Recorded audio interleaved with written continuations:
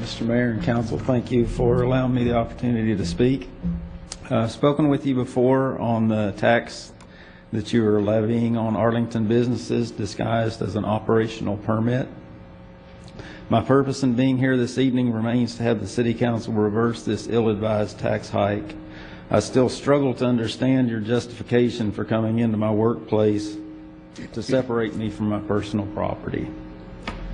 Your explanations to this point have been disingenuous and intellectually dishonest, in my opinion.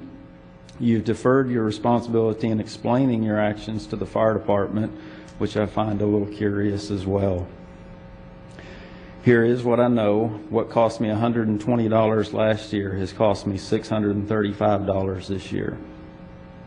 That's a tax hike, about 530% if my math is correct.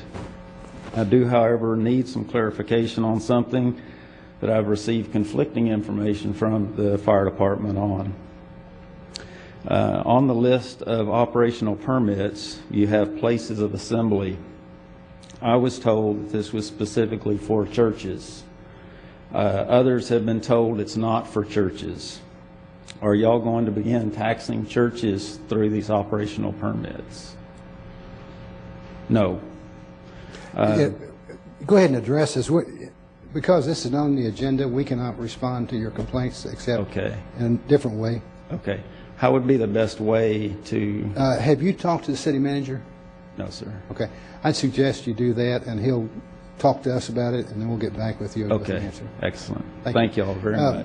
This is he right here. And, okay. Thanks. He'll discuss it with us. Excellent. Thank you. Okay.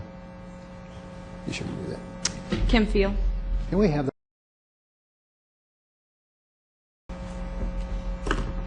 Well, everyone up here looks nice and refreshed from your vacation. I hope it was fantastic. I'm glad to see everyone, of course, minus Mr. Patrick, back here at the council today.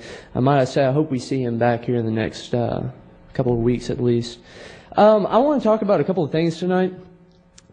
Anybody that read the newspaper shortly after the June 28th meeting might have seen an article in there that talked about the mayor coming up to me after the meeting right out here in the foyer, and pardon my language, but you basically came right about 6 inches from my face and said, "You must be pissed that you lost," referring to the bike plan.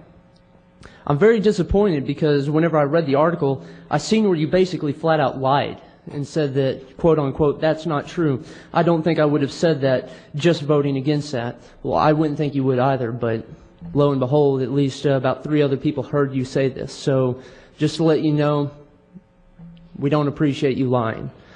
You are a public servant to the people. If you've forgotten what that is, that means that myself, along with everyone else in this room, is your boss. I think the city has a chart out there that basically lays that out, that the citizens are on top, and then comes the city council. So I just want you to keep that in mind. And then secondly, I want to bring up another article that talked about the fake Mayor Cluck Twitter account. And while I would like to take credit for that, I can rest assure you that that was not me, even though I'm technologically savvy. One of the things I want to point out, though, is in that article, it says that you're going to have the Arlington Police and the City Attorney's Office monitor this account.